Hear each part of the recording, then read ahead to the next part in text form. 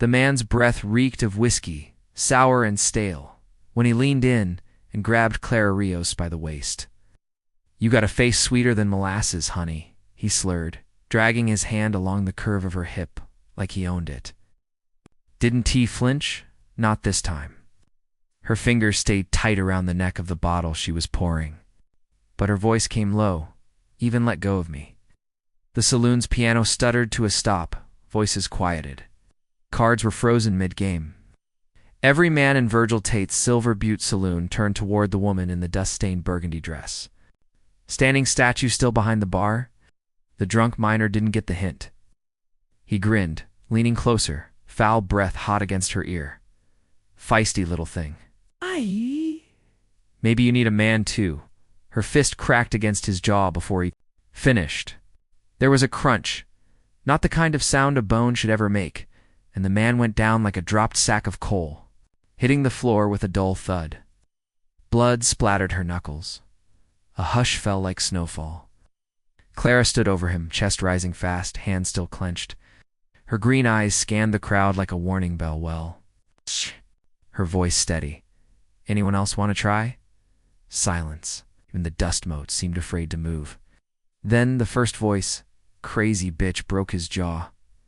Another, wild, just like they said. Virgil Tate shoved through the crowd, his suspenders half fallen, cheeks red with outrage. "That's the third man you've dropped in this saloon, Clara. I hired you to pour drinks, not throw punches." Clara wiped her bloodied knuckles on her apron and lifted her chin. "He grabbed me." "Virgil, you gonna start charging for that now, too?" He jabbed a finger at her. "You refired?" She stared at him. No tears this time, no shame. Just that slow burn in her chest, the one that had been smoldering for years. "Of course I am," she said flatly, "'cause it's easier to throw out the fire than deal with the ones who keep trying to play with it."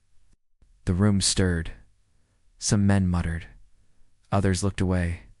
"You'll never find work in this town again." Virgil added, "No man wants a woman who fights like a dog." "Then maybe I'm done being a woman men want." She untied her apron and let it fall to the sticky floor, picked up her shawl, walked toward the door. The miner on the ground groaned. Still unconscious, no one stopped her, till a voice called from the far end of the bar. She was just protecting herself. Clara paused. The voice was low, calm, not defending, just stating truth, like a man commenting on the weather. She turned slowly. He was leaning against the far end of the bar, boots dusty, coat worn but well cut, wide-brimmed hat shadowing a face she couldn't quite see, except for his eyes.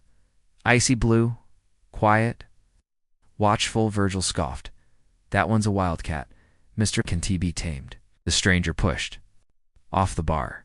The way the other men stepped aside for him made her stomach twist. They feared him or respected him. Maybe both.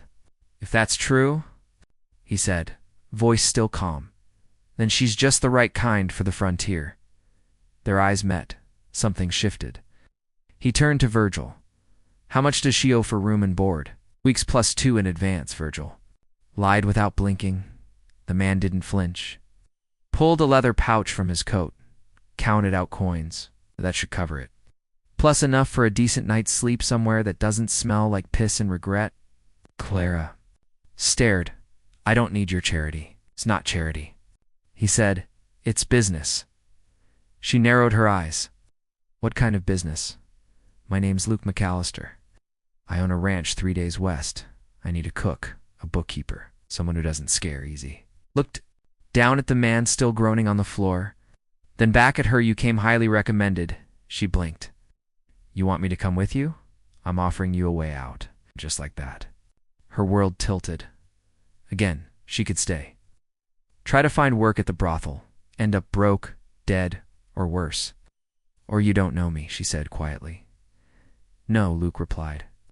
"But I've seen enough to know what you're not. That's more than most folks bother to figure out." Her hand shook. Just slightly, not with fear. The weight of a decision that might finally be hers to make. Behind her, the saloon door creaked in the breeze. Outside, the world waited. "If I ride out with him, there's no coming back. But maybe I don't want to." Clara stepped out into the early evening heat of Silver Butte. The sky glowing orange-pink, like firelight trapped behind clouds. Her boots struck the wooden boardwalk with purpose, but her heart was moving slower than her legs. Luke McAllister walked beside her, not touching her, not crowding her. Just there like a steady wall that didn't need to be leaned on to be known. "You sure about this?" he asked, his voice quiet, almost respectful, like he wasn't used to asking women questions like that. "No," she answered truthfully. They stopped in front of the rickety boarding house she'd called home for 3 years too many. She looked up at the chipped white paint and sagging porch rail, the one window always stuck half open, and wondered how many other women had stood in this exact spot, telling themselves they were only here for now. "I need 15 minutes, she said. Luke nodded once. "I'll wait out front." Inside, the air was thick with heat and cheap perfume. Upstairs, her room was little more than a cot, a cracked mirror, and a wooden chest she never dared lock. She threw her things together fast: worn shawl, her mother's rosary, 2 blouses, a leather-bound notebook she kept hidden under the floorboard. When she lifted it, dust clung to her fingertips. Inside were pages of figures, recipes, letters never sent, and at the very back a map hand-drawn. Her father asked the last thing he left her before he died in a smelting accident outside Las Cruces.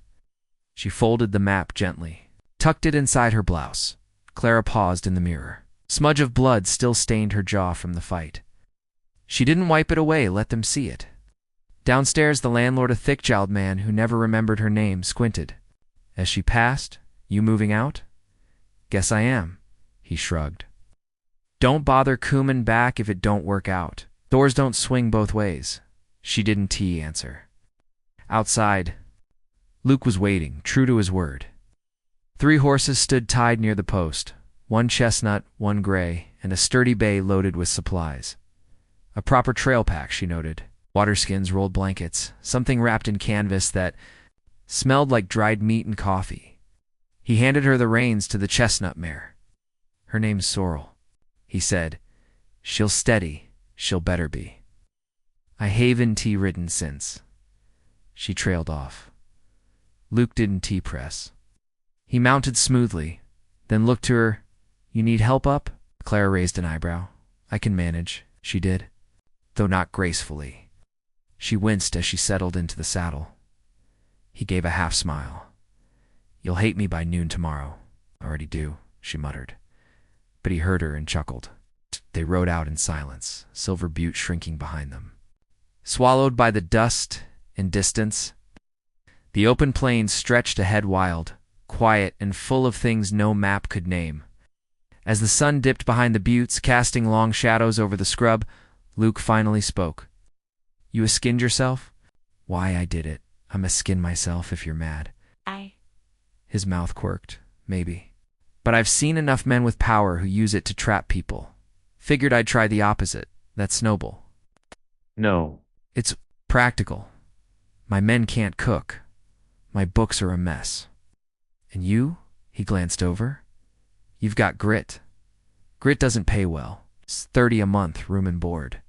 You'll sleep safe. No one touches you without losing a hand." That last part, he didn't say it like a threat. He said it like a fact. Clara didn't reply. She looked up at the stars starting to burn through the velvet sky. For years, she'd stared out of her boarding house window and dreamed of leaving. Now she was galloping toward God knows what, following a man whose hands looked like they'd buried and built in equal measure. She felt like she'd stepped off the edge of a cliff end for once. No one was pushing. They made camp by a dry creek bed under cottonwoods. Luke built the fire without speaking. She unpacked the beans and coffee without being asked. By the time the flames were crackling, something like silence had settled. Between them, not awkward, not empty, just quiet. Clara wrapped her shawl tight around her shoulders. Luke handed her a tin plate of beans, then poured her coffee. It tasted like charcoal and dust. "Ate." She drank anyway. Much later, as she lay in her bedroll staring at the stars, she whispered into the dark, unsure if he was awake. "Why me?" His voice came back low from the shadows. Because my sister used to say, the fire that fights back is the one that keeps you warm. The morning came too early and too loud. Coyote yipped somewhere close by. And Clara jolted awake with a hand halfway to her boot knife. Luke was already up, crouched by the fire, boiling coffee like it was a religion. His shirt sleeves were rolled to the forearms, hands blackened from tending coals, but his movements were smooth, methodical, like a man who'd survived a lot of mornings just like this. "You sleep?" he asked, without looking up. "Didn't know if I was allowed to," Clara muttered, brushing dry leaves from her hair. He handed her the tin cup without a word. Still hot, still awful, but she took it. They broke camp in silence. But it wasn't the same silence from the night before. This one was heavier, a thinking silence. It's a kind that comes when you're halfway into something you never planned for. The ride started slow, horses easing into rhythm. The plains rolled out around them in golden waves, broken only by the occasional tumbleweed or distant hawk overhead. The air was dry enough to crack lips and make breathing feel like work. By mid-morning, Clara finally spoke. "So what happened to your wife?" Luke didn't flinch, didn't shift. He just kept riding. "Died giving birth. 5 winters ago." Clara waited for more. None came. "I'm sorry," she said. He gave a slight nod. "You don't have to be. You still wear your ring. Habit." She looked ahead. "You talk like a man who buried more than just one person." Luke's jaw tightened, but his voice stayed level. "Cattle drive takes men. So do winters. So does silence. You learn to count your losses before they stop counting you." They rode on for a stretch. Then he added, almost to himself, "You don't ask easy questions." Clara smirked. "You don't give easy answers." A gust of wind blew dust across the trail. She adjusted her shawl, eyes watering, but not from the wind. "How far is it?" "Another 2 days, give or take." "You always recruit strangers from bar fights?" "Only when they break jaws cleaner than my best ranch hand." That got a small laugh from her. Not joy, but something close. Luke glanced at her then. Not for long, but long enough that she noticed. "Why'd you stay in Silver Butte so long?" he asked. Clara didn't answer right away. Her fingers tightened around the reins. "Because I didn't think there was anything past it." Luke's voice was quiet, but firm. "There is. You just have to ride far enough." She studied him, the way his profile caught the light. There were lines there. Not age, experience, loss. Grit that didn't flinch. "You always talk like that?" she asked. He turned toward her, deadpan. "Don't mistake kindness for weakness, Miss Rios." Her lips parted, but nothing came out. Because he meant it. Every word. And suddenly, she wasn't sure if she should be afraid of him more of what he might see in her. The sun climbed higher, and with it came the heat, dry, sharp, and merciless. By noon, Clara had sweat running down her back, her thighs aching from hours in the saddle. She didn't complain. Complaining was a luxury you gave up the first time someone called you a burden for it. Luke called a halt beneath a cluster of low cottonwoods, a sliver of shade. It wasn't much, but it was something. She slid down from Sorrel's saddle, legs stiff, boots hitting the dirt with a dull thud. She sat on a flat rock, rolling her shoulders. Luke tossed her a canteen. "Still think you're not crazy?" she asked, breathless from the ride. Luke sat across from her, biting into a strip of jerky. "Oh, I know I am." She took a sip and wiped her mouth with her sleeve. "What kind of man rides into a saloon and offers a woman like me a job?" He met her eyes.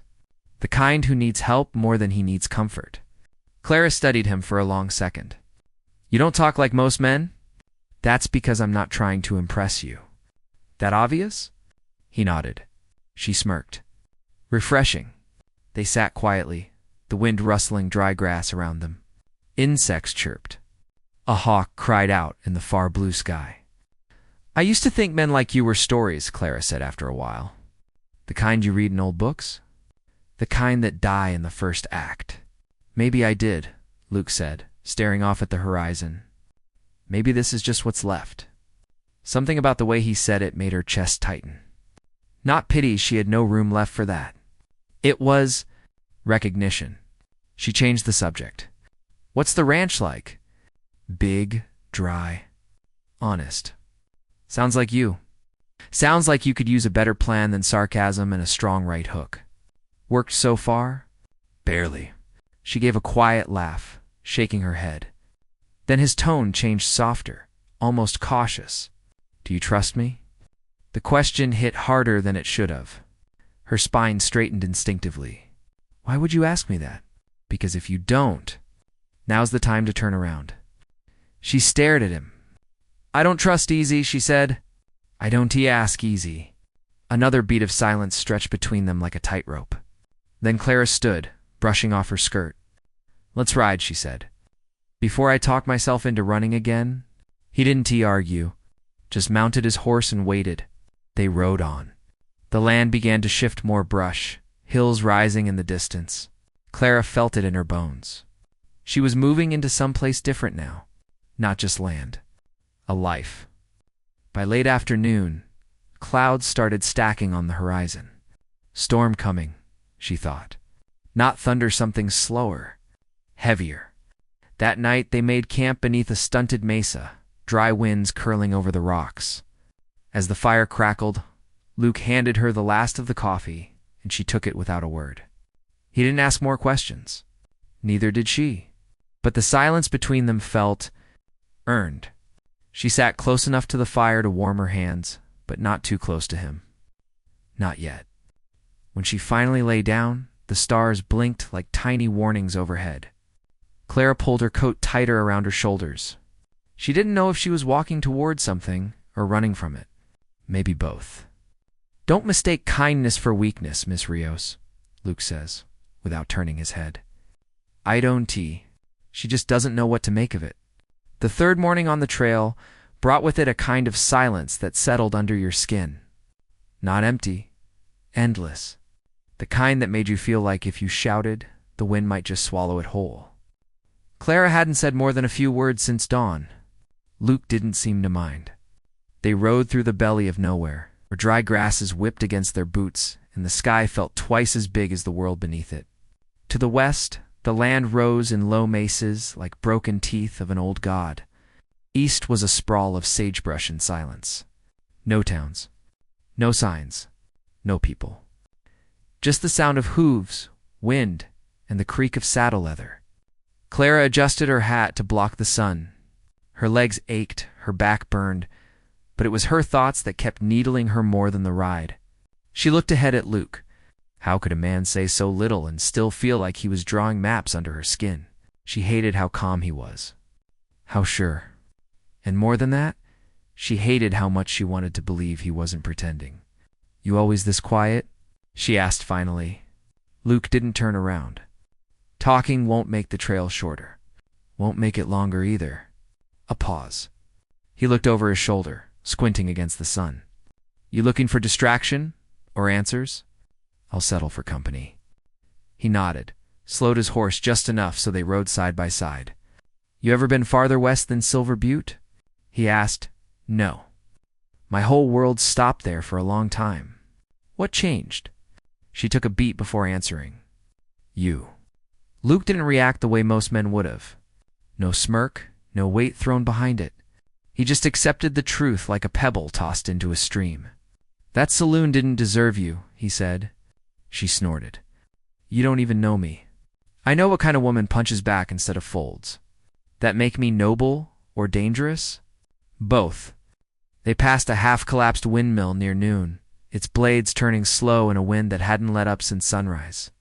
Luke pointed to it without breaking stride. Used to be a water station. Dried out last spring? What happened? Same thing that always happens. People took more than the land could give. Clara glanced at the cracked earth, at the sunburnt weeds clawing their way through gravel. That's how people work, isn't it? Take till something breaks. Luke's voice came low. Or until they do. She looked over at him, but he didn't offer more. Didn't he need to? They stopped near a rock outcropping for water. Clara took a long drink from her canteen, then sat back on a flat boulder, stretching her sore legs. Tell me something real, she said, squinting up at him. Luke raised a brow. Like what? Something that matters. He was quiet for a while, long enough that she thought he wouldn't answer. Then he said, "My sister's name was Catherine. She ran the ranch better than I ever could. Couldn't ride worth a damn, but she knew how to fix people just by looking at them." "What happened to her?" He took off his hat, held it in his hands. "She died during the winter storm 3 years back.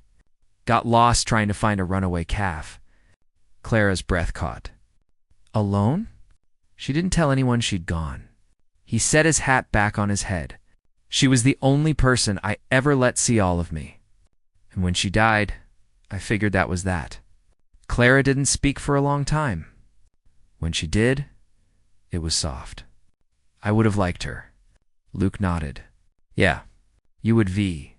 She stared at the porch light glowing in the dark and thought, is this shelter? Or just another cage with prettier bars? They rode into dusk with the kind of silence that only comes after something personal has been shared. Nothing more needs to be said.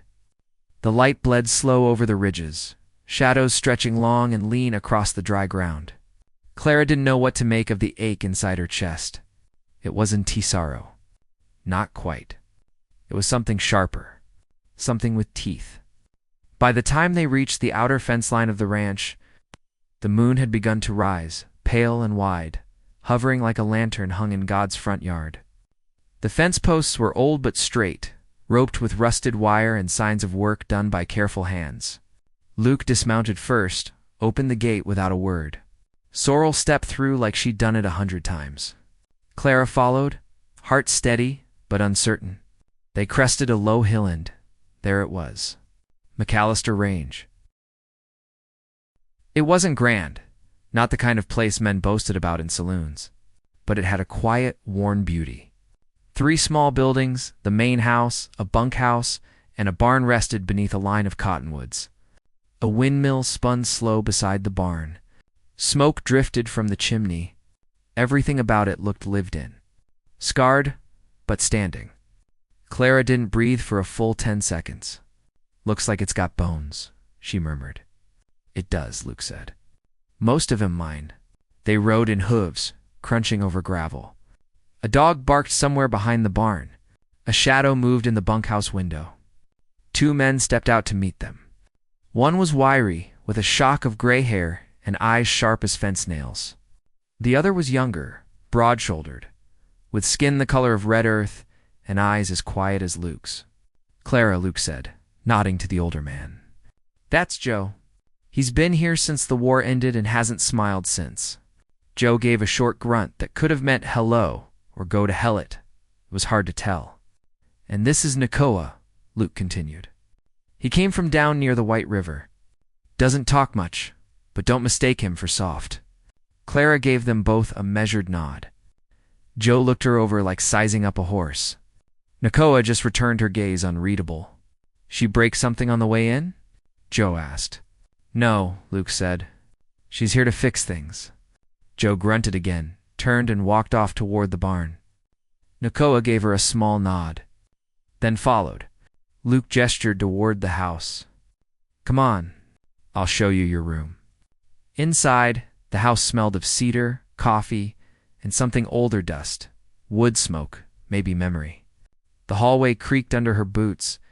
Luke stopped outside a door on the left. "This was Catherine's room," he said. "She wouldn't mind." Clara stepped inside. The space was small, simple: 1 window, 1 bed, a desk with a chipped corner. But the quilt was clean. The air felt still, not forgotten.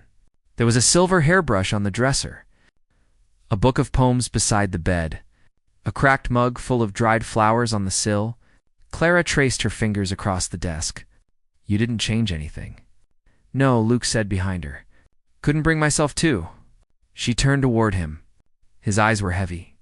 Not sad, just carrying weight. "You're sure about this?" she asked, softer than she intended. "I've been sure since the second you didn't back down in that saloon." A silence passed between them. Then he stepped back into the hallway. "There's stew on the stove. You can eat or sleep. No one's going to ask anything of you tonight." She nodded. He didn't close the door behind him. Alone, Clara sat on the edge of the bed, staring at the worn floorboards. She unwrapped her shawl, pulled off her boots, and let out a breath she hadn't realized she'd been holding since the first swing in that bar. Outside, a coyote howled. She looked toward the single window. The porch light glowed amber in the dark, casting long streaks across the yard. And she thought, is this shelter? Or just another cage with prettier bars? Morning came with the clatter of hooves and the smell of coffee. Clara sat up slowly, wrapped in Catherine's quilt, the fabric still holding a faint scent of lavender and old wood. For a moment she didn't know where she was. Then the memories filtered in Dusty Trail, Luke's voice, a porch light in the dark. Her boots waited by the door like loyal dogs. She washed her face in the basin, twisted her hair back, and pulled on her cleanest blouse. She wasn't sure what this day required, but she'd be damned if she met it half ready. The house was quiet as she stepped into the main room. A pot of coffee sat warming on the stove. A half-eaten plate of biscuits rested beside it, and a folded note. Ride at first light. Fence patrol. Clara poured herself a cup and walked out onto the porch, sipping it slowly. The sky was wide open, cloudless, pale blue, already warming.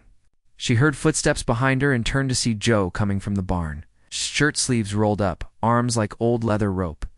"Morning," she said. Joe squinted at her. "You cook?" "I cook better than I smile." He huffed something that might have been approval and kept walking. Inside the barn, she found a broom, a bucket, and her purpose. By noon, Clara had swept the main room, reshelved the pantry, scrubbed the stovetop, and cursed the man who stored his flour in the same damn cabinet as the horseshoe nails. The bunkhouse door creaked open around midday. Nakoa stepped out shirtless, his long black hair damped from washing. His movements were slow but exact, as if every step was part of a plan no one else saw. He didn't speak right away. Clara wiped her hands on her apron and leaned against the porch post. "You always this quiet?" she asked. He stopped at the base of the steps. "Talking doesn't build fences." "No, but it keeps a woman from losing her mind."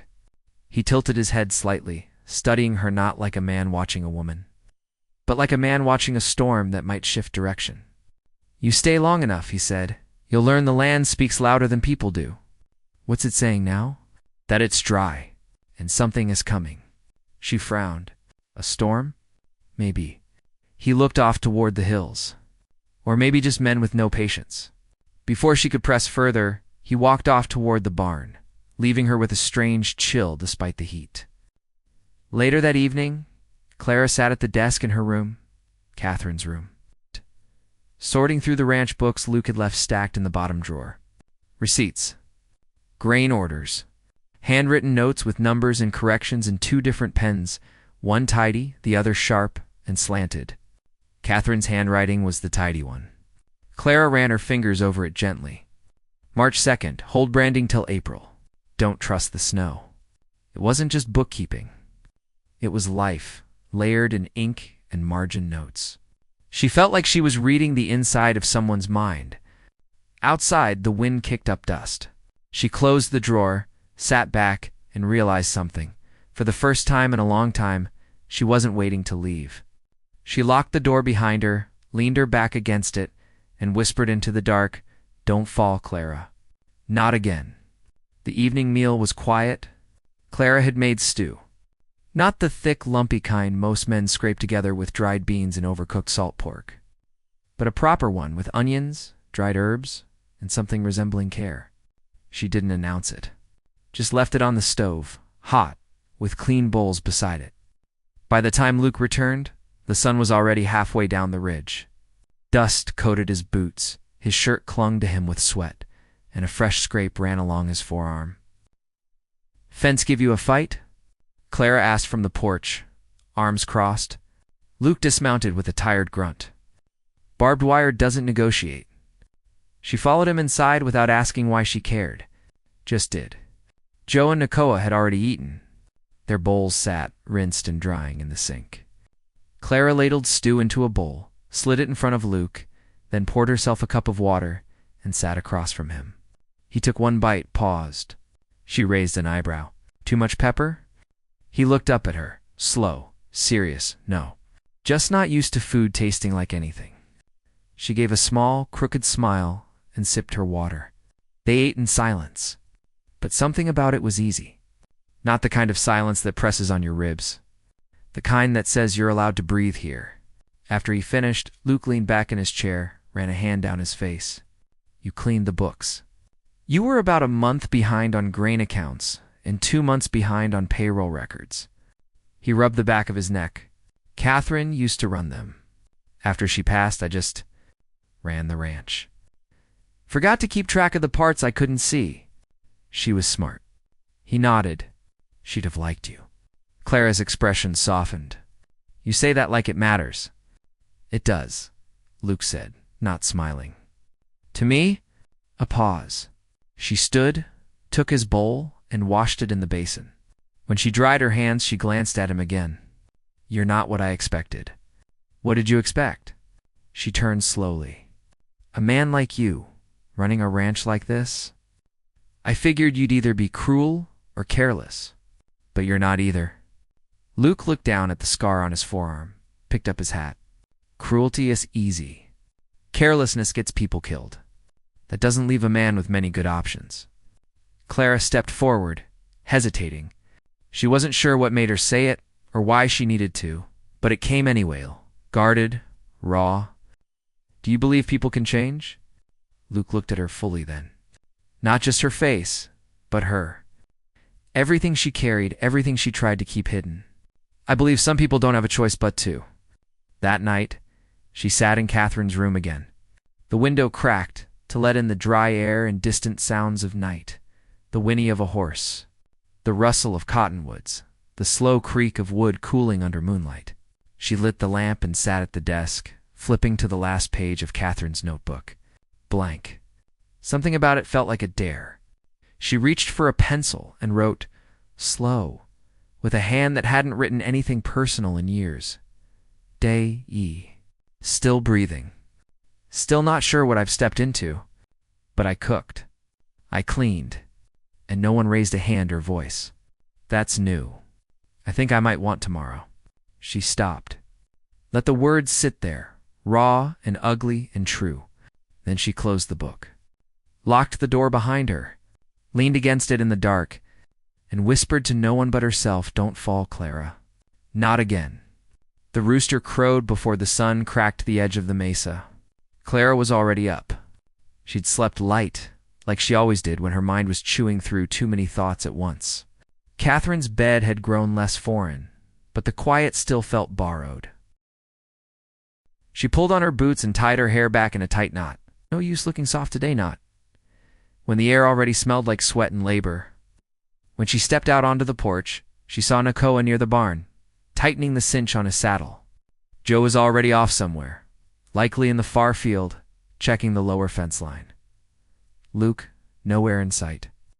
Clara crossed the yard, wiping her hands on her apron. You ride early? Nakoa didn't look up. Calves got through. The south gate last night need a hand? He paused, straightened, and finally looked her over. You ever roped a calf? No, but I can learn. Nakoa stared a second longer. Ow. Then gave a slow nod. Down your Skirt. She did. Hitched the hem into her belt and followed him to the paddock, where a lean sorrel mare waited, restless and alert. Not sorrel. This one was younger, meaner fire in her eyes. Her name's Mercy, Nakoa said, almost like a joke. Clara raised an eyebrow. She doesn't look merciful. It's not. Mounting her wasn't pretty, but Clara didn't ask for help. She gritted her teeth and made it into the saddle on the second try. Nakoa didn't comment, just turned his horse and kicked off toward the hills. The ride south was rough. The sun was merciless, the trail dry as bone. But Clara kept pace. She didn't complain. She didn't ask for breaks. Her thighs burned and her fingers blistered from gripping the reins too tight, but she kept going. They found the calves near the ravine, 4 of them too far from the herd, wandering. Near a cluster of thorn bush and loose shale, Nakoa dismounted in one fluid motion.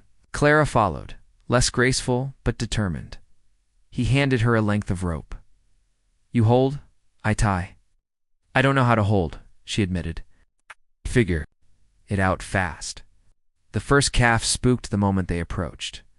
Nakoa was quick, faster than she expected from a man that's still and soft-spoken. He moved like water over rock. Threw the rope, caught the hind legs, and moved in with the calm of someone who'd done it 1,000 times. But when he shouted, "Pull," Clara froze. The calf jerked. She stumbled backward, rope sliding through her fingers, burning skin. "Pull." Shh. He barked again. This time she gritted her teeth and yanked. The rope went taut. Her boots slid in the dirt, heart pounding, arms trembling, but the calf dropped and Nakoa tied the legs swift and clean. When it was done, he looked at her not with pity or frustration, but measure. "You held," he said. "Barely still counts." They caught 2 more before the sun reached its peak. Clara's muscles screamed, her back stiff, with dust and strain, but she never said stop, not once. When they rode back to the ranch, her shirt was soaked through, face flushed with heat, and both hands were blistered raw. Luke was waiting near the barn, arms crossed, eyes narrowing slightly when he saw her state. "How'd she do?" he asked Nakoa. "She held," Nakoa replied. Luke looked at her, then sweat, dust, blood, and Alan gave the faintest nod. "You said you could learn," he said. "Ah!" Clara swallowed hard, standing straighter. "Learn faster when people don't assume I can't." Luke didn't smile, but something in his eyes softened. "You'll fit in just fine." She turned toward the barn, blood crusted on her palm, and thought, "Let them measure me. I'll show them what weight feels like." Barn was cooler than outside, but not by much. Clara stepped into its shadow, dragging a wooden stool toward the wash basin. She unwrapped the strip of cloth around her palm, jaw tightening at the sting as she peeled it off. The rope burns were red, raw, angry.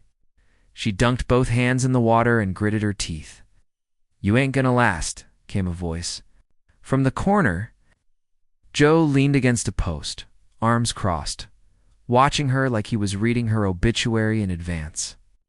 She didn't answer, just scrubbed the dirt and blood off in silence.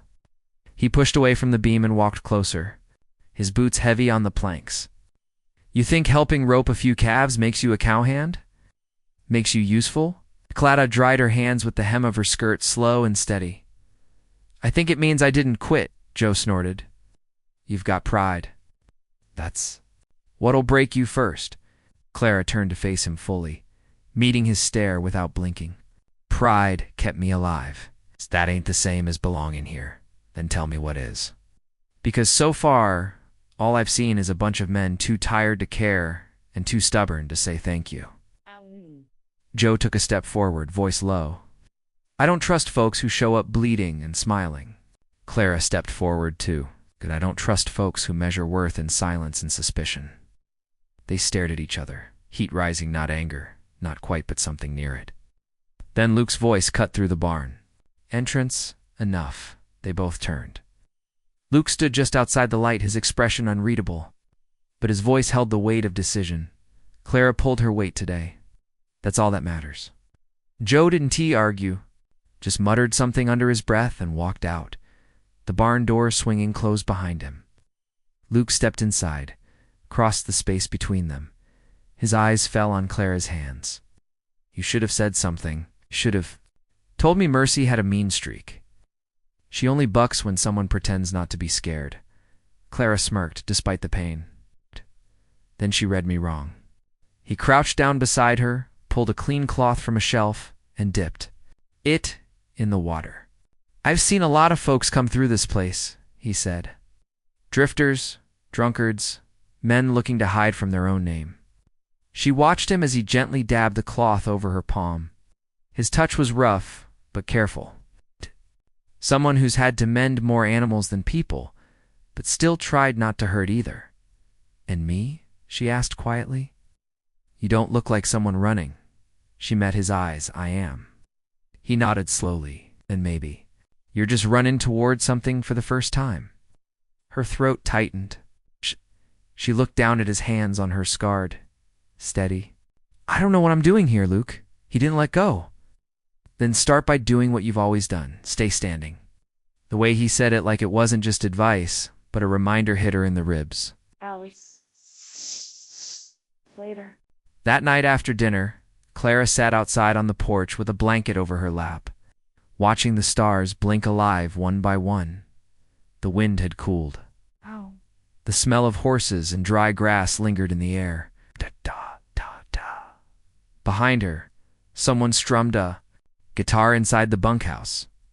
A slow, broken tune, no words. She closed her eyes for a moment and let herself feel it. Not peace, not yet, but something quieter than fear, something that might someday feel like a beginning. Let them measure me, she whispered. Into the dark, I'll show them what weight feels like. The letter arrived just after dawn, delivered by a wiry boy on a red roan too small for the dust he kicked up. He handed it off to Nakoa with a grunt, then turned his horse and rode out without a word, as if the message had burned a hole in his saddle. Clara was elbow-deep in soap and dishwater when Nakoa dropped the envelope on the kitchen table. "Ow. Return name," he said, "but it's for you." She wiped her hands and stared down at it. The paper was thick, edges singed. Her name written in ink to clean to belong out here. Clara Rios, no title, no alias, just her real name, bold and unashamed. Her heart kicked once, hard. She didn't move. "You gonna open it?" Nakoa asked. Not unkind, she looked up. "Not yet." Luke found her later behind the barn, sitting in the dirt, letter unopened beside her boot. He didn't say anything at first, just stood there waiting. "I haven't seen that handwriting in 4 years, she said finally, without turning. "Who is it?"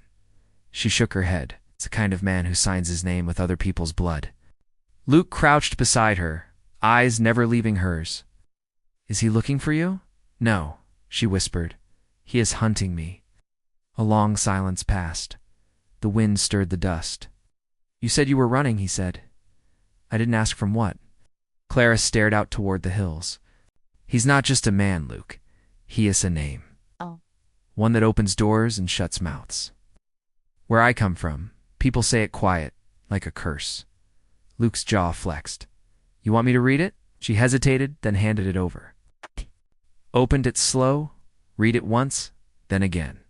His brow darkened like thunder rolling in from the west. "It's not a threat," he said. "It's a warning." Clara nodded. "That's how he works. He doesn't come with guns.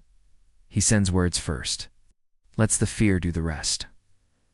Luke folded the letter and tucked it inside his vest. "Then let's make something. Clarith, he wants to drag hell up this mountain. He'll find out we've got fire of our own." Her throat tightened. "You don't owe me that." He looked her dead in the eye. "I don't do loyalty in half measures." They gathered that evening at the long table, Luke, Clara, Joe, Nakoa eating quietly, while the light outside shifted gold to deep blue. Clara didn't mention the letter, not yet, not until she knew for sure what it meant. But she felt the air change. Every creak of the windmill, every flicker in the lantern light. Like the ranch itself knew something had been set in motion. She tried to eat. She tried to smile when Joe grumbled about fence posts. But something inside her kept glancing toward the door. Toward the road, toward whatever was coming. Later that night, in her room, she locked the window, closed the curtains, and paced the length of the floor. She hadn't said his name in over 3 years, not once. But now it curled on her. "Tongue like poison. If I die out here," she whispered to the dark, "I want it to be on my feet, not my knees." The moon hung low and red by the time Clara left the house. She walked past the barn, past the paddock, boots crunching the brittle grass, and stopped at the edge of the bluff behind the windmill. From there, the land stretched out flat. And black under the stars, a sea of shadows where anything could be hiding. She stood there a long time. Behind her, she heard the soft tread of boots. Luke didn't speak right away. He just stood nearby, hands in his coat pockets, as if guarding something invisible. "You ever wonder," Clara said finally, "if a person's past is just waiting for them to feel safe before it strikes?" Luke stepped closer. "Not wonder, no." She glanced at him. "You too?" "I lost people, not in a fire or a flood. In a slow, quiet way. They just stopped needing me, and I stopped fighting to be needed. That's worse, I think. Yeah, it is. The wind tugged at her coat. He's not the kind of man who leaves loose ends, she said. If he sent a letter, he's already nearby watching, waiting to see what I'll do. Then let him watch, Luke said. She shook her head. You don't know him? No, but I know you. She turned toward him. Not brave, Luke. Is you? You've just had to use all your courage to survive. Now you're learning what it's like to use it for something else. Clara swallowed hard, blinking fast. I want to run, she whispered. I want to grab Sorrel and ride and never look back. But you want tea? No? Why? She looked down at her raw hands, the cut scabbed and burning. Because he took everything from me once. If I run now, I'll never get it back. Luke nodded slowly. Then we hold the line. They stood together, quiet, facing the dark. The next morning, tension hummed in the air like wire strung too tight. Joe noticed it first. What's got her walking like a coyote on broken glass? He muttered to Nakoa as Clara passed by the tack shed. Nakoa didn't answer. Die. Midday, Clara had retreated to the barn loft, the only place on the ranch where no one ever followed. She sat with her back to the far wall, watching dust filter through the slats like gold thread. Her fingers traced the edge of the folded letter again and again. It was a simple message. No threats, no demands, just a line that still echoed in her skull. I hear you're wearing a man's name and a coward's hat. Let's see how long you keep both. It was Auntie signed. It didn't have to be. She'd known the voice behind those words since she was 17. Vale. The man who taught her how to lie, how to shoot, how to charm, and how to disappear. The man who once told her love was just leverage and nicer clothing. And the man she'd put a bullet through when he tried to trade her life for his escape. Missed his heart by an inch. Apparently that had been 1 inch too far. That night Luke found her again, this time in the loft. You don't have to hide up here, he said. I'm not hiding, she answered. I'm preparing for what? She didn't look at him. The day I stop being a ghost and become a target again. Luke stepped forward. You're not a target. You're part of this place now. She laughed, bitter. You don't know what it costs to belong. He sat beside her. Maybe not. But I know what it's worth. And when he left her there, long after the sky turned black again, Clara whispered to the hated silence. If I die out here, I want it to be on my feet, not my knees. The dog started barking just after midnight. Clara sat bolt upright in bed, one hand already reaching beneath the pillow for the knife she'd kept hidden since the day she arrived. The blade felt cold, familiar. She didn't hesitate. Outside. Hooves thundered down the gravel trail. She heard the bunkhouse door swing open. Koa's voice cut through the dark low, calm, issuing commands in the same tone he used for breaking horses. Luke's boots followed a second later, the front door creaking wide. A single word cracked through the quiet, rider. Clara was already at the window, her heart pounding in her throat. One horse, one man, riding hard, not slowing. For the gate, Joe cursed somewhere near the corral. She could hear him chambering around. Hold your fire, Luke shouted. The rider came to a skidding stop in front of the barn, the horse wheezing, foam at its mouth. The man dismounted and nearly collapsed. His coat was torn, blood darkening his side. He looked like a scarecrow someone had tried to set on fire and failed. Clara was down the stairs and out the door before she even knew what she was doing. Get the lamp, Luke barked. Joe, grab rags. Nakoa water, now. Clara dropped beside the man as Luke rolled him onto his back. Blood too much. But the face beneath the grime she froze. Isaac, she whispered. His eyes cracked open just barely. Recognition flared. Then pain. Clara, he rasped, he asked. Coming, she pressed a rag to his side, hand shaking. Who did this? Isaac coughed, dark and wet. Vale, he. Yes. In the canyon. 4, maybe 5 men. Burned the Red Rock outpost. Looking for you?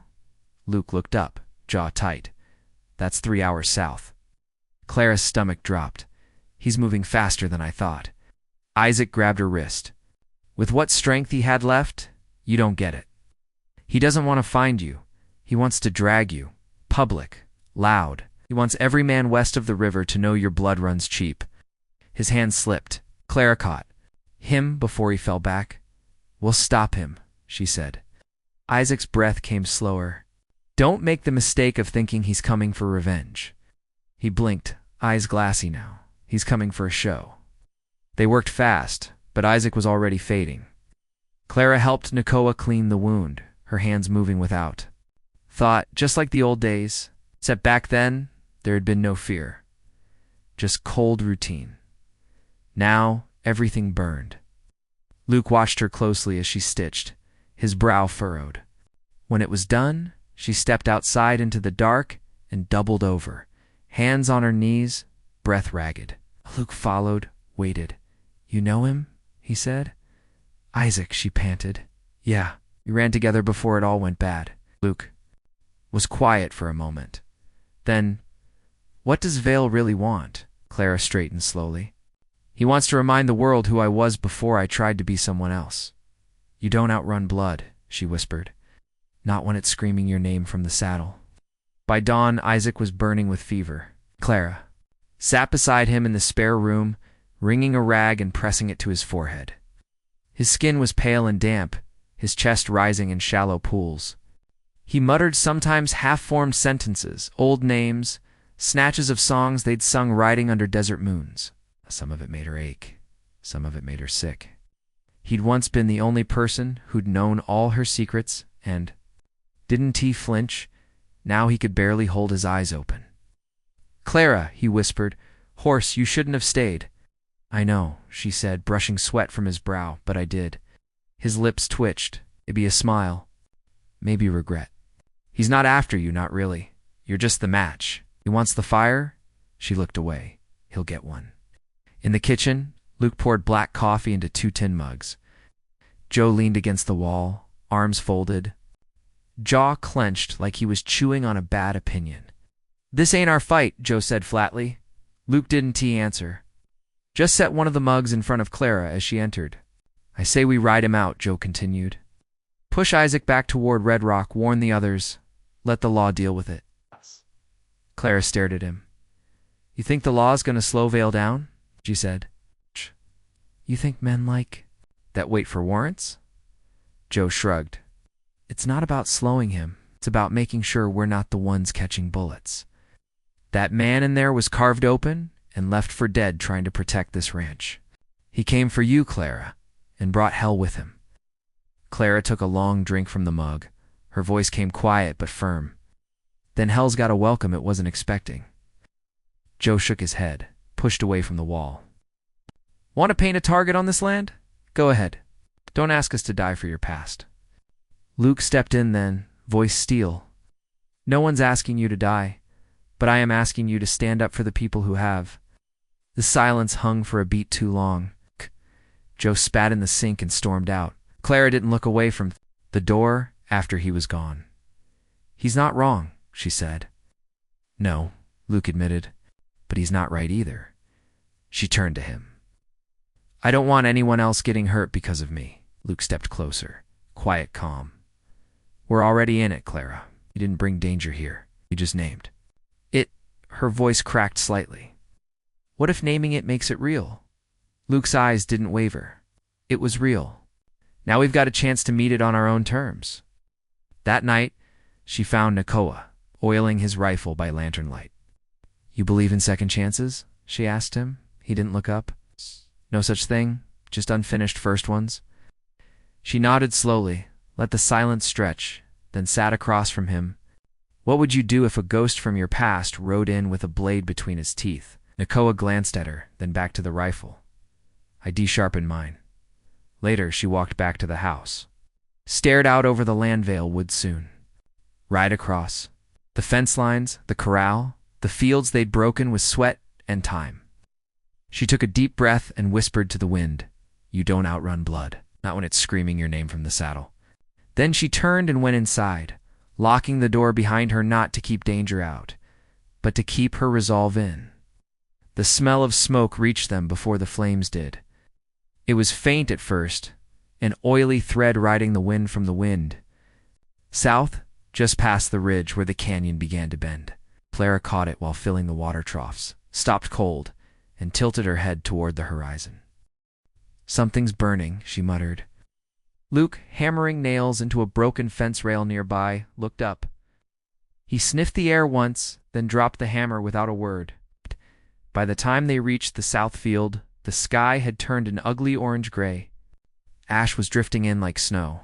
Clara's chest tightened. "They're not just coming," Luke said, jaw clenched. "They're clearing the land as they do. Scorched earth, no cover, no hiding places. They're flushing us out," Clara said. Luke nodded grimly. "Or herding us in." Back at the ranch, the tension cracked wide open. Joe slammed his hand down on the map laid across the kitchen table. "We can't hold the line if the line's on. Fire." "We don't hold it there," Luke replied. "We draw it here, in front of the barn." Joe scoffed. "In open ground? That's suicide. It's where we have the advantage. We know the terrain. We've got water, high ground, and cover on the east side." Clara stood to the side, arms crossed, silent, eyes scanning. The fire line sketched out in charcoal. Nakoa pointed to the ridge. "If they move through the canyon like Isaac said, they'll hit us by morning, maybe earlier, and if they go around." Joe asked. "They won't, Clara." "Cut in?" "Vale wants to make a scene. He'll come in loud. Wants to prove something." Luke looked at her too, to everyone watching, and more than that, to me. The room went quiet. Then Luke picked up the charcoal. "Again, we post Joe and Nakoa on the flanks. Clara, you and I take the front. Isaac stays here, under guard." Clara blinked. "You're putting me in the front? You're the one he's after? But that doesn't mean it." "Means," Luke said, locking eyes with her, "you're the only one he'll hesitate for." Clara wanted to argue, to push back, but she didn't, because he was right. They spent the rest of the day preparing, reinforcing fences, stashing ammunition, filling every bucket, trough, and pan on the property with water. Clara rode the boundary lines twice, her hands raw and cracked again, the scent of fire never leaving her nose. That night, the wind changed, and the sky turned the color of dried blood. She sat with Luke on the porch steps, both of them watching the far dark like it was something alive. His rifle rested across his lap. Her revolver sat in her hands, thumb running lazy circles along the worn grip. "Still time to run," he said, voice low. Clara didn't look at him. "Still time for you to kick me out?" "Neither of those things is happening a beat past." Luke asked, "You afraid?" "Yes," she said, "but I've been afraid before." "That's not the hard part. What is?" She turned to him, eyes hard but honest. "Doing the right thing anyway." "This ain't just a fire line," Clara said. "It's the line between who I was and who I refuse to be again." The sky broke open just before midnight, not with thunder, but with gunfire. One sharp crack in the distance, followed by a second, then silence. Clara was already lacing her boots. Revolver hung low on her hip, the leather holster, molded from years of use. She hadn't worn it like this since she left the border country, and the weight of it made her skin crawl. By the time she got outside, Luke, Joe, and Nakoa were already in position. The fire veil had set on the southern slope, had crept closer, lighting the lower horizon like a dying sun. Smoke twisted above the trees in silent columns, orange glinting off metal as figures moved in the hazy small at first, then growing. Pushing through, Nakoa said, voice steady. "How many?" Joe asked. 5. Maybe 6. Could be more behind the brush. Luke raised the scope of his rifle, scanned slowly. "They're coming in spread? Coordinated military?" Clara asked. "No, worse. Trained street dogs." She felt the pull in her chest, the old instinct rising. That split-second hunger to act first, to shoot before asking. The voice Vale had once whispered behind her ear in a smoky cantina, "Don't wait for morality to catch up with." The bullet, but she wasn't that woman anymore. She gritted her teeth, breathed through it. They didn't fire first. That was Luke's order, and Clara had agreed. They waited behind the stacked crates, and feed bins turned barricades, shadows long against the lantern light, fingers twitching near triggers. Clara spotted the first rider break cover just as the others flanked wide. Vale wasn't among them, not yet. These were the soft openers men, willing to take the first hit to draw fire. They weren't bandits. They were bait. And still, Clara didn't shoot. Not until the lead rider raised his rifle, then thunder cracked from her revolver. His shoulder snapped back, and he spun to the ground in a cloud of dust. The others scattered. Gunfire lit the dark like lightning. Joe cursed and ducked behind the water barrels. Nakoa fired clean and fast, dropping one of the flanks with a shot to the knee. Luke was a stone-centered, lethal. Every pull of his trigger sounded like judgment. Clara stayed low, breath even, fingers sure, until she heard it. Voice, distant but unmistakable, riding the wind like a sermon. "You always were good with a gun, little shadow." Her stomach turned to ice veil. He stepped into the firelight like he was strolling through a saloon. Black duster, white gloves, a revolver in each hand, and a smile carved from old bone. The shooting slowed. Even the fire seemed to dim. He left without saying. "Goodbye," he said, raising his voice. "Broke my heart. Clara shot me too. Took my name, my horse, my best trick. But I forgive you." Clara stood from cover. Luke grabbed her arm. "Dante," she shook her head. "He wants me, that's all. I can end this. You don't owe him a damn thing. I'm not doing it for him." She stepped out from behind the barrier, revolver down, but not holstered. The glow of the burning hillside lit her face in harsh reds and golds. She looked like a ghost and a goddess, all at once. Vale's smile widened. "There she is." Clara kept walking. One step, then another. Behind her, Joe muttered, "She's going to get herself killed." Luke's voice was low, cold. "Only if he underestimates her." Clara stopped 10 feet from Vale. Dust swirled between them. "You came all this way," she said. "Lit the earth on fire, just to die in front of me." Chuckled. "I didn't come to die, darling." "No," she said, raising her revolver. "What you will." "This ain't just a fire line," Clara said. "It's the line between who I was and who I refuse to be again." The world went silent.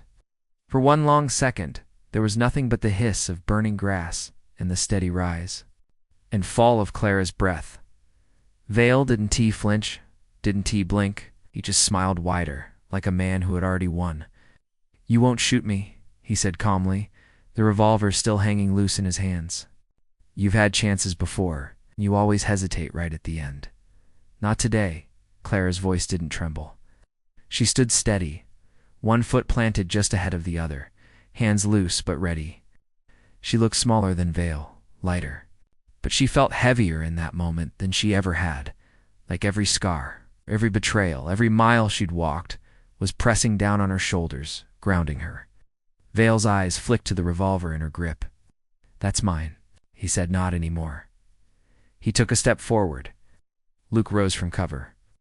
"Take one more step," he called, "and I put a bullet in your leg." Vale stopped. He raised one hand lazily, as if calling for calm at a poker table. Now, no need for dramatics. "This is between me and the lady." Clara didn't move. "You lit the ridge," she said. "You bled a man nearly to death. You've dragged your dogs across my line, and now you're talking like it's a conversation?" Vale laughed. "It's always been a conversation. You just stopped answering. I started living. And look where that got you." His smile twitched, something darker creeping in beneath it. "This little ranch, these boys with their honest hands and loaded rifles. Think you belong here?" Clara said nothing. "Sweetheart," he continued, stepping just close enough for her to smell the smoke in his coat. "You can dress in flannel and wrap yourself in silence, but you and I both know who you really is." "Are?" Clara's fingers tightened on the grip. "No," she said. "You know who you made me." He tilted his head. "Same difference." She felt the pull in her blood, then that old instinct, sharp and cruel, whispering that all it took was one twitch, 1 second, and this could all be over. But that wasn't the point anymore. Killing Vale was never going to erase what he'd done. It would only prove he still owned her. So she stepped back, slowly holstering the revolver, eyes locked on his. "I'm not here to prove I can pull the trigger," she said. "I'm here to show you I don't have to." Vale's face faltered, just for a beat, but it was there, the crack in his certainty. "You disappoint me," he said. "Good." Then he moved fast. Faster than he should have been able to. His right arm swung up, gun flashing silver in the firelight, and just before the shot rang out, Clara heard Luke's voice, like thunder behind her. "Clara, down." "Clara, down?" She dropped. The shot tore past her shoulder, hot and close. The echo cracked across the barnyard like lightning splitting timber. Luke's rifle fired a heartbeat later. Vale staggered back, not from a bullet, but from the force of Clara's boot slamming into his chest. He hit the ground hard, revolver tumbling from his hand and skidding across the dirt. Clara rolled, hand on her own gun again, but she didn't fire, not yet. Vale wheezed, coughing once, then propped himself up on an elbow, blood blooming under his coat. "You really did learn to fight like me," he rasped, eyes wide with something like admiration, or maybe something worse. "You just picked the wrong damn side." Clara stood, brushing gravel from her palms. "No," she said. "I picked a side that doesn't leave its wounded behind." Luke rushed to her side, gun still raised. "You good?" "I am good." "You sure?" "I said I'm good." Vale pushed himself to his knees, spitting blood. "You think this is over?" he gasped. "I've got men in towns from here to Del Norte. This little show of yours, it's a flicker. I'm the wildfire." "No," Clara said coldly. "You re-smoke, and it's clearing." Behind them, Joe and Nakoa emerged from the shadows, weapons drawn. Joe walked straight to Vale's revolver and kicked it out of reach. "We talking him in?" Nakoa asked. Clara didn't answer right away. She stood over Vale, watching the wind tug at the edge of his coat, revealing the knife still strapped under his ribs. He looked up at her, still grinning despite the pain. "You gonna do it now?" he said. "Finish the job you botched last time." Clara stared down at him. "Not your ghost anymore," she said. "I am done haunting myself." She turned and walked away. Luke followed her, saying nothing, just offering quiet presence. Behind them, Joe zip-tied Vale's wrists with leather cord and dragged him toward the barn. The other men who had followed Vale, though still breathing, were already disarmed and being herded toward the cattle pen. The night air had cooled. The fire on the ridge was dying. Clara stood at the edge of the porch, breathing deep, watching the sky slowly turn from black to the barest purple. The war was not over, but this battle was. "Done." Luke stepped beside her, silent for a long moment. "You didn't kill him?" He said no. "Even though he would have killed you?" Clara nodded. "That's how I know I'm not his anymore." Back inside the house, Isaac stirred from his fever sleep, muttering her name. Clara went to him, took his hand. "I'm here." Eyes blinked open, bleary, but clearer than before. "Did you stop him?" She hesitated, then squeezed his hand. "No, I let him live." Isaac's brow furrowed. "Why?" Clara exhaled. "Because I'm done carrying bodies. To prove I survived." The fire was out by morning, but its scent lingered everywhere, soot in the walls, smoke on the skin, something scorched and heavy in the silence. Clara stood by the corral, watching the wind blow ash over the dirt. The land was safe for now, but nothing felt still inside her. Behind her, Isaac sat on the porch, wrapped in a blanket, color finally beginning to return to his face. Joe was fixing the busted gate, muttering to himself. Nakoa rode the fence line alone, rifle strapped across his back. No one said it out loud, but the ground had shifted. Not because Vale had attacked, but because Clara had spared him. She could feel it like static in the air. The others respected her, trusted her. But something had cracked when she holstered. That gun, she didn't finish it. That's what they were thinking. That's what she was thinking. Luke walked up beside her, arms folded. "Word spreading already," he said. "How far?" Joe said he saw smoke signals west of the bluff. "Riders on the road toward Avenel." She nodded. "No Vale's alive by sundown, and that you let him live." "There it was," said Plain. Clara didn't flinch. "Good is it?" She looked up at him. "I want them to know I'm not like him. That I walked away when I could have turned into the monster they expect me to be." Luke didn't speak for a long while. Then he said that takes more strength than pulling a trigger. She wanted to believe him, but something still sat heavy in her gut. Inside, Isaac leaned on the table, piecing together the names of Vale's remaining allies. Clara joined him after lunch, pencil scratching across old maps, marking trails, trading whispers about who might fill the vacuum now that Vale was in chains. He was never the top of the food chain, Isaac said, coughing between words, just the loudest. He made himself a name by setting fires and letting others choke. Then who's above him? People who stay in the dark. Funded his runs, gave him the min. You take him down, another face fills the mask. Then we go after the next one. Isaac gave a grim smile. That's a long war, Clara. She leaned back, exhaling. I'm tired of wars. I just want to know if I can sleep without a knife under my pillow.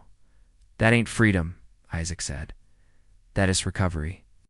Out by the barn, Joe finished hammering a new support beam, then climbed down and saw Nakoa waiting near the well. The two stood a long moment in silence. You think she made the right call? Joe finally asked. Nakoa didn't look at him. I think she made her call. And that's what matters, Joe frowned. You almost died out here. We almost found out who we really are. Back in the main house, Clara washed her hands at the basin. The blood was gone, but the stain under her fingernails felt permanent.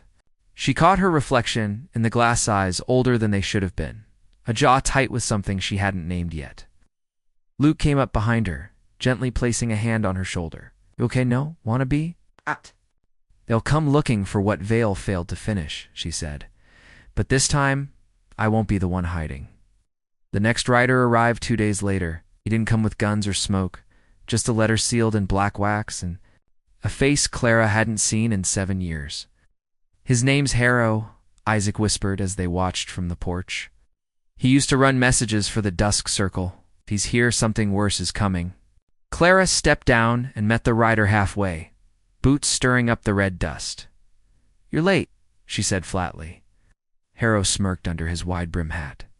Didn't know we had a date? You do now. He handed her the letter, tipping his head with mock respect. Consider this your invitation. They're curious why Vale's still breathing.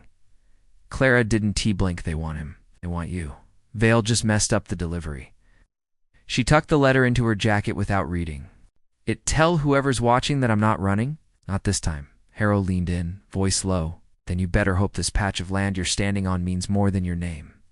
That night, Clara sat at the kitchen table with the letter unopened. Luke stood across from her, arms folded. You're not curious what it says? I know what it says. He didn't T-push. He never did. But the quiet between. Them this time wasn't just waiting. It was pressure. I spared Vale, she said finally. I thought that would end the chain. Instead, it just lit a bigger fuse. Luke stepped forward. You did the right thing, Clara. But right and easy don't shake hands. She ran her fingers along the table's edge. It's not about easy. It's about consequence. Then face it. He dropped the knife on the table next to her. She looked up, confused. You've been holding back, he said, fighting to be something you're not. At that edge you've got the one Vale tried to use for his own gain. It doesn't have to be poison. It can be your armor. She stared at the blade for a long moment, then opened the letter. It was short. 3 lines. Clara Cross, you made your move. Now it's our turn, no name, no threat spelled out. It's just the weight of the message, coiled tight between the ink. She folded the paper slowly and slid it into the flame of the lantern nearby, watched it curl, blacken, and vanish. Luke said nothing. By morning, the plan was simple. We train, Clara said, standing in front of the ranch crew. We fortify, send out word to towns nearby, and pull anyone who's loyal under our roof. Joe frowned. You building an army? I'm building a home that doesn't cave the second someone knocks on the door. Nakoa nodded slowly. You want to stay and fight? Clara met his gaze. I want to make sure no one else has to run because of me. Afterward, as the others began gathering supplies and drafting routes, Clara walked the perimeter alone. Her hands traced the fence line, the earth under her boots scarred but holding strong. This place wasn't just dirt anymore. Was something earned? She paused near the southern ridge, where the fire had burned darkest, and stared at the horizon. Somewhere beyond that line, more riders would come, more trials, more chances to fall back into who she'd been. She wouldn't. Not now, not again. They'll come looking for what Vale failed to finish, she said, voice quiet but certain. But this time, I won't be the one hiding. The first sign of trouble wasn't a gunshot or a fire.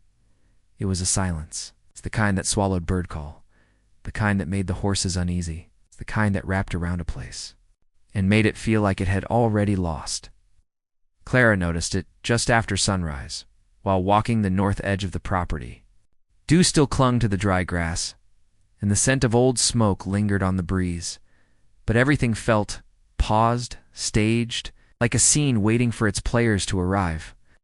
Then she saw the mark, a blood-stained feather tied with black thread, hanging from the fence post like a warning. She didn't touch it, just stared. Hawk feather, cut at the tip. That wasn't from Vale's people, this was older, darker Clara. Joe's voice rang out behind her. She turned. He was riding hard toward her, dust kicking up behind his horse. "Southwell's poisoned," he shouted before even stopping. "Dead rabbit in the basin, black mouth, twisted legs. Cladas." Stomach dropped. Not bandits, not raiders. This was message work. Psychological warfare she mounted up. Get everyone to the main house. Lock down food, ammo, and water. "You think this is the circle?" She didn't answer, because she knew. By midday, the sky turned gray. Not storm clouds, just dust, high and dry and restless. Luke spread the map across the table again. Clara, Joe, Nakoa, and Isaac gathered around. "This is surgical," Luke said, pointing to the well, then the north line. "They know how to move without being seen. They're not testing our strength. They're testing our nerves." Isaac coughed into a rag, then spoke hoarsely. "It's the dusk circle, no doubt. Its veil was just a door." Nakoa leaned over the map. "Then what's on the other side?" Clara stared down at the land they'd drawn. All these lines they thought could protect them.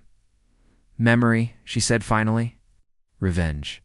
And people who believe I still—" "Oh, blood," Joe scoffed. "This just keeps getting worse." "No," Clara said.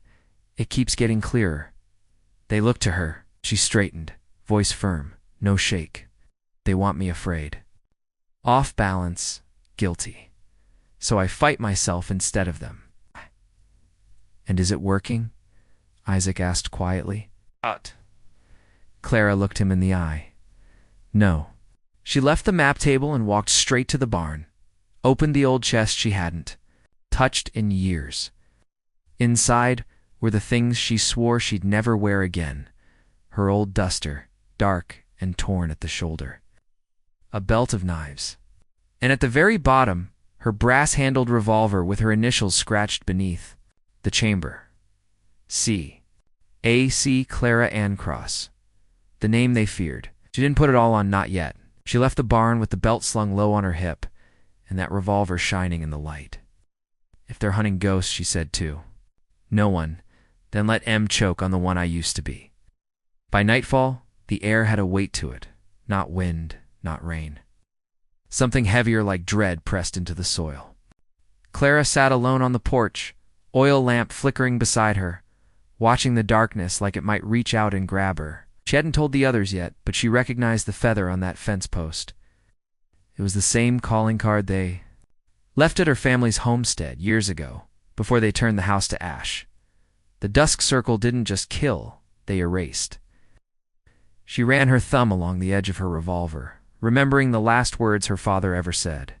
"If they make you bleed, make it mean something."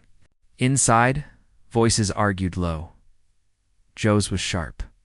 "We need to ride out first. Hit them before they circle the wagons," Isaac rasped. "You go swinging in the dark, they'll cut your throat and you won't even see the blade." Nakoas. The voice was calm, but final. "We defend from here. She's not just a target. She's the reason they're coming." "Exactly," Joe snapped. "She's the reason."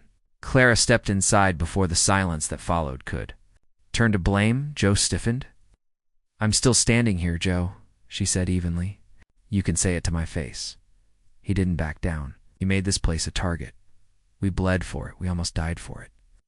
And now you want to wait for whoever's next to knock on the damn door." Clara nodded once, absorbing the hit. "Yeah, I do." "You don't even know how many are coming." "I know exactly how many," Joe frowned. I know the circle's methods, she continued. I know how they move. I know how they think. You're not like Vale, they don't. Swagger, they don't threaten. They disappear you, Nakoa asked gently. Then why stay? Claire looked him dead in the eye. Because if I run, they keep winning. And if I fall facing them. Luke stepped up beside her, arms folded. We fortify tighter, double shifts. Night posts at all corners. We send word to Red Meseth. They owe Clara. From the Badwater job, Isaac nodded slowly. They all come. They don't forget. Joe scoffed, and if they don't. Clara stepped forward. Then it's us, she said, just us. And that has to be enough. Later that night, as Clara checked the northern boundary again, she saw something that made her blood go cold. A symbol carved into the bark of the old cottonwood tree. A circle burned into the trunk. Inside it, 3 X's stacked vertical. They're already here. She turned slowly. Shadows shifted behind the rocks. Clara didn't draw. She didn't run. She just said one thing, loud enough for the darkness to carry it. Tell whoever's leading this messiah I'm not hiding. I'm not dying quiet. Duh. Wind moved, then the shadow disappeared. She walked back to the house, slow, deliberate, like she was inviting the next move. And inside her chest, something old was waking up, something she'd buried under years of silence, guilt and fear. Not rage, not revenge, readiness. They came at dawn. 12 riders in dark coats, faces wrapped from dust, rifles, glinting against the red haze of sunrise. The first broke from the group ahead of the others, lean, sharp-eyed, with a long scar running across her cheek like a lightning bolt carved by time. Clara stood at the gate waiting, arms crossed. She didn't move until the woman swung down from her saddle and yanked off the scarf. Been a long time, Cross. Clara smiled, tight and dry. Too long, Amara. The woman looked her up and down. You're not bleeding. That is a surprise, Clara smirked. Not for lack of trying. Amara turned to the men and women behind her. You hear that? She still got mouth. I was worried the ranch life softened her up. A few riders chuckled, loosening their grips on reins and rifles. Clara stepped forward. Thanks for coming. Amar's voice dropped low. You called in a favor we all thought was dead. I know. I don't do ghosts, Clara. Left a lot of blood behind in Red Mesa. Trying to stop more from spilling here. Amara studied her for a long beat, then nodded. All right. Show me the fight. In the barn, maps were spread against fresh markers, new plans. Nakoa pointed to the ridgelines. We've got coverage on both approaches now, north and west. But if they come from the dry creek bed, they will, Clara said. Luke added, we've rigged the bottleneck with tripwire and lamp oil. It'll light the canyon like daylight if they press through. Amara leaned over the table, eyes narrowing. How many? Clara didn't hesitate. At least 20 could be more. Amara frowned. That's more than a grudge. That's a message. Clara looked her dead in the eye. That's a purge. Joe, arms folded in the corner, finally spoke. So we really gonna trust these riders to die for a debt 10 years old? Amara snapped her head toward him. Boy, I've bled more times for Clara Cross than you've probably changed boots. Joe opened his mouth, then shut it. Clara didn't defend either of them. She just said, they're not here to die. They're here to finish what we started. Luke nodded, jaw tight. And we're with you. Later that night, Amara and Clara sat outside the barn beneath a sky thick with stars and tension. Amara lit a thin cigarillo and passed it, but Clara waved it off. You really think you can hold this place? Amara asked, voice quiet. I don't have a choice. You always have a choice. Yours is just always the one that gets people killed. Clara flinched. Amara looked at her, more tired than angry. You think the circle will stop if they fail here? No. Then why dig in? Clara stared out into the dark. Because if we make this stand count, maybe others stop running. Maybe someone after me doesn't have to fight like this. Amara leaned back. Still idealistic, she said. Still dangerous. Let M come, Amara said, flicking ash into the dirt. If they want blood, They'll have to crawl through hours to get it. The next day moved like a slow breath held too long. Clara walked the edge of the field, boots dragging dust, her shadow long behind her in the evening light. Wind felt different, nervous, as if the land itself knew war was coming. The Red Mesa riders scattered across the ranch like ghosts in motion. Some sharpened blades. Others fortified the fences, laid spikes under soil, checked powder lines and traps. They didn't speak much, didn't joke like the ranch hands. They were practiced in silence. Luke watched them work with a mix of awe and unease. "Trust M?" he asked Nakoa, who was tying a length of wire along the outer gate. Nakoa nodded once. "They came. That counts. You think we survive this? I think we fight this." Luke didn't respond. He just tightened the strap on his shoulder holster and walked toward the south ridge alone. Inside the house, Isaac was writing again, his hands shaking. His breath ragged, but his eyes locked on the paper with the ferocity of a man stealing time from death. Clara entered and set a fresh tin of water beside him. "What are you writing?" she asked gently. "A list," he replied. "Of what?" "Everyone we've lost, and everyone we won't." She stared down at the page. Names, dates, places, 3 empty lines at the bottom, waiting to be filled. "You think that's how this ends?" she asked. "With more names?" Isaac looked up. "It ends with whatever we're willing to pay." Clara sat beside him, watching the ink soak into the paper like old wounds resurfacing. Out in the barn, Joe and Amara sparred in the open space knife training, sweat slick on their brows, footwork deliberate. Joe wasn't as fast, but he held his ground, and Amara gave him a nod of respect when he landed a solid block. "Do?" she said. "You always this friendly with your allies?" Amara sheathed her blade. "I don't fight for friends. I fight for finish lines." Joe wiped his brow. "Got one of those." She stared at him hard soon. As twilight fell, Clara stood on the hill above the ranch, where the old scarecrow post still leaned. She pulled a tattered red cloth from her coat pocket, the one veil had ripped from her bandolier the day he left her for dead. She tied it to the post, a signal not for surrender, but defiance. Then she lit a match and let the flame kiss the cloth until it smoldered, glowing like a dying sun. Below, the ranch came alive in response. One by one, torches were lit, perimeters manned, traps armed. And out in the darkness, beyond the hills, unseen eyes were watching. The circle was close. Clara could feel it in her ribs. Ow. In the hush before thunder, in the way the earth went still as she whispered to herself, "This land is soaked in old blood. But tomorrow, it speaks with ours." The night before battle didn't roar, it breathed. Long, slow, silent breaths like a wounded animal, watching the shadows, knowing they'd come alive by dawn. Clara couldn't sleep. None of them could. She paced the front porch in her old duster, thumb tracing the worn grip of her revolver, listening to the creaks of settling wood and the faint murmur of voices behind closed doors. Lantern light flickered through windows, stretching thin across the dirt. Inside, Amara and Isaac reviewed the strategy. Again, tight rotations, fallback positions, when to pull back, when to burn the line. Joe was sharpening every blade. They had. Nakoa stood sentry alone by the southern fence, still as a carving. Clara moved through it all like a phantom.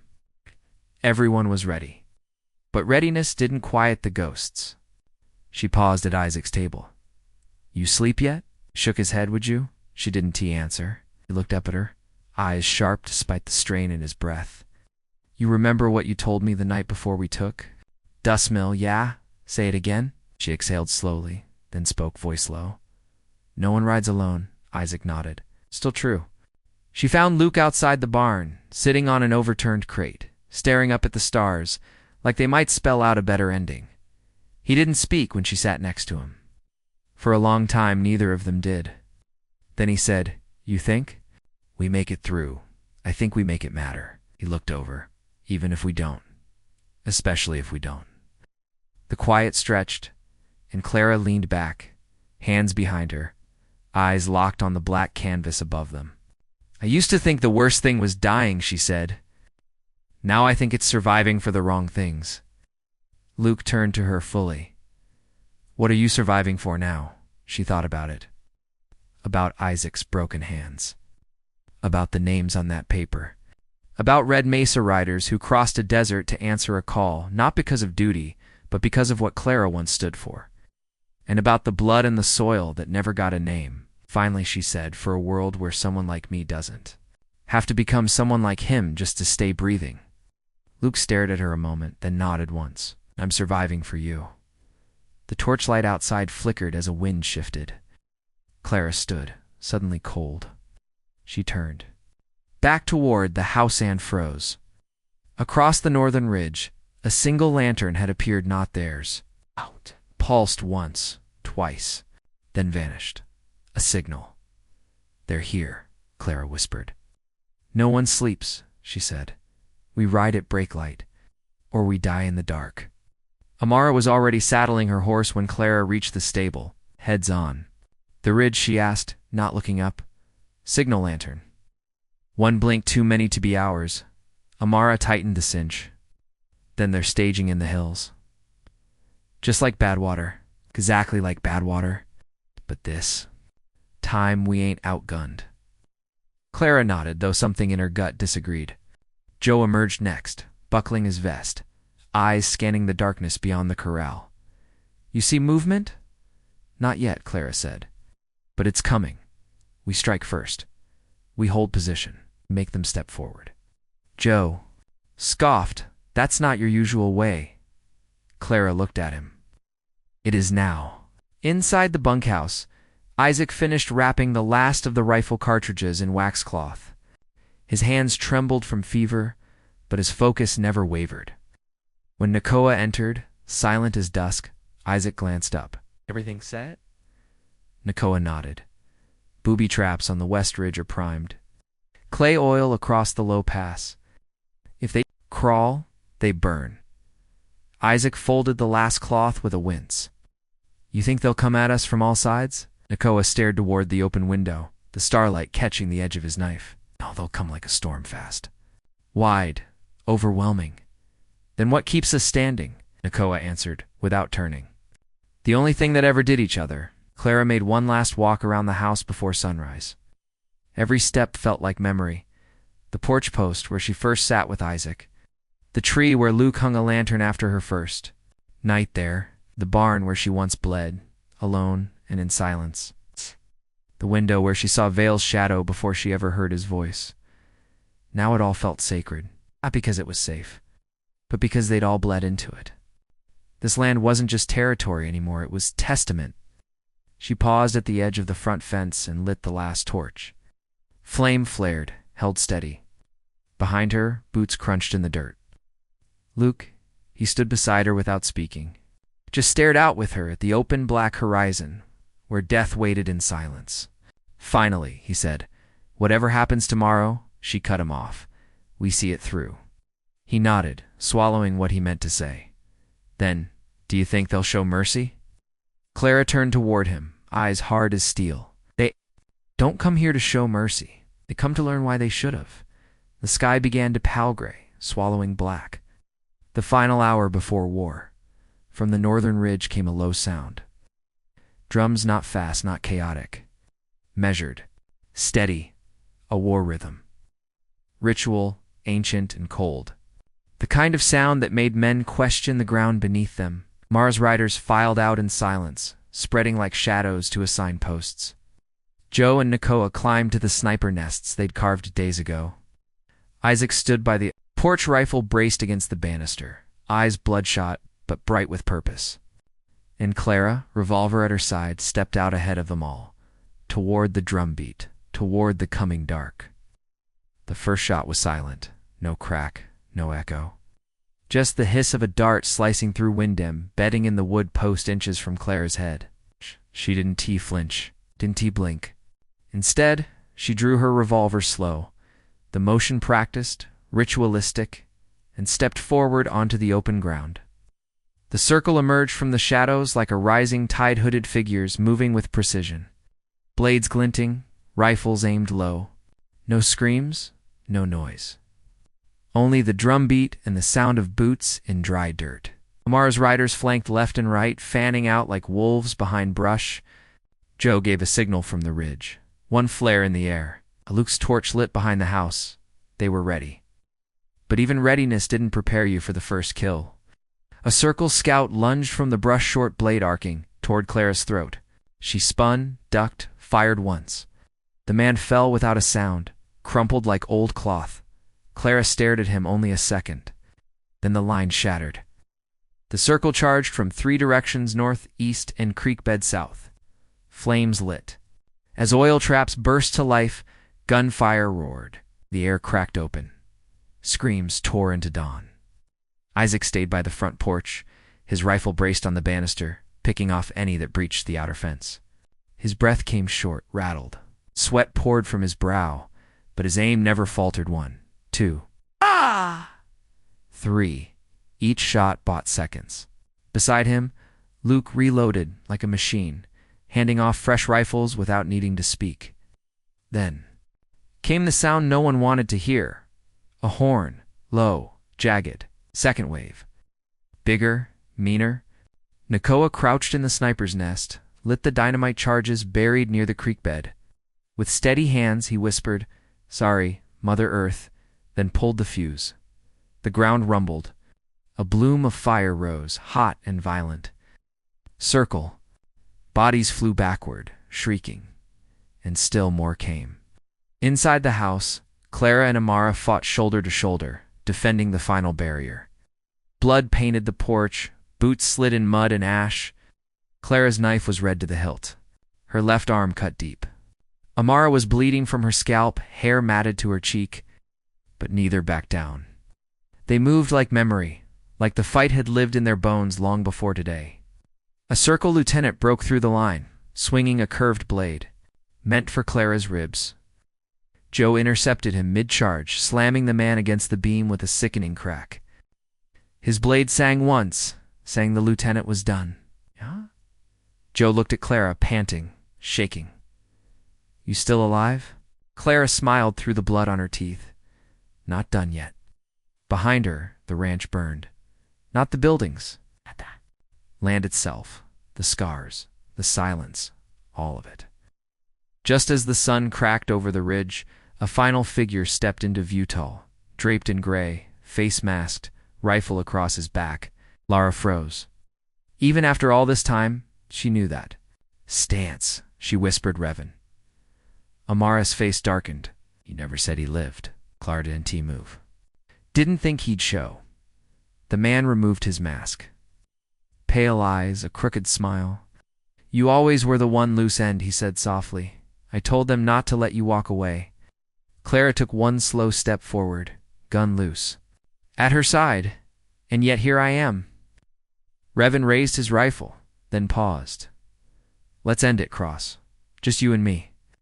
Behind her, Joe stirred. "You can't," Clara held up a hand. He smiled.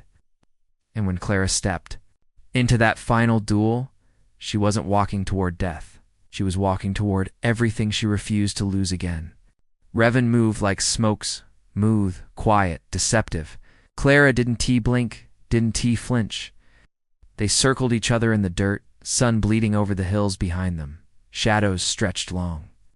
Ash hung in the air, somewhere behind her. Someone sobbed.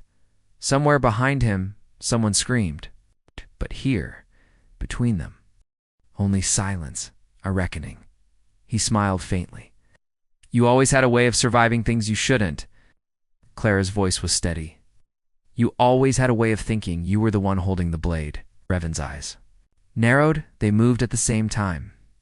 Gunfire cracked once, twice too fast to follow, then stillness. Clara staggered back, clutching her side. Revan stood tall, then slowly dropped to his knees. He looked down, blinked at the spreading stain on his chest. "Well," he said softly, "guess that's that." Clara stepped toward him, shaking, blood sliding down her ribs. He met her eyes. "You think this stops anything?" "No," she said. "I think it starts something." He laughed once, Rasping, wet thing. Always were too.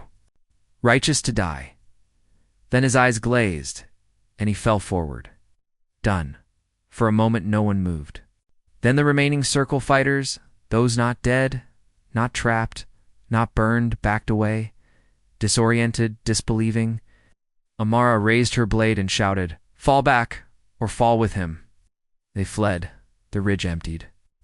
The gunfire ceased, and the ranch stood. Barely. Clara didn't remember collapsing, but she remembered the feeling of dirt under her cheek, voices calling her name like it mattered more than anything else. She woke 2 days later, bandaged alive. Isaac sat by her bed, reading from a journal with no ink, just whispering the words he'd written from memory. "You are out long," he said. Without looking up, she blinked. Many. He knew what she meant to many. Clara turned her face to the window. "Amara," she asked. "Gone took her crew. Said she'd ride back if the world tips again." Clara smiled faintly. She always says. "That." Joe's limping. Nakoa's quiet. Luke's been rebuilding the fence. "What about you?" Isaac closed the journal. "I've started a new page weeks past." The ranch, battered and burnt, grew green again. Shoots rose where blood had fallen. The porch was rebuilt. The barn repainted. A new scarecrow stood in the field, not to scare off crows, but to mark the ones who didn't get back up. The land still hurt, but it breathed.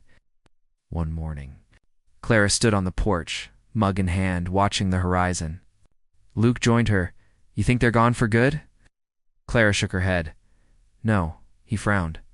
"Then why aren't you worried?" She looked at the trees, the smokehouse, the rebuilt bunkhouse, the names carved into the beam.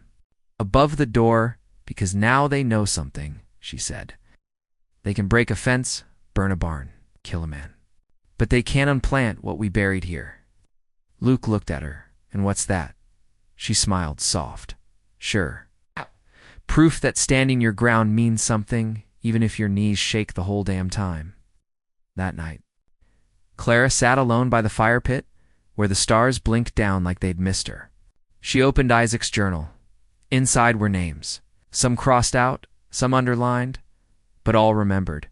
She added one more. Not hers, not Reveness, just the word, ours. Then she closed the book, leaned back, and let the silence hold her. Not like a weight, but like a promise.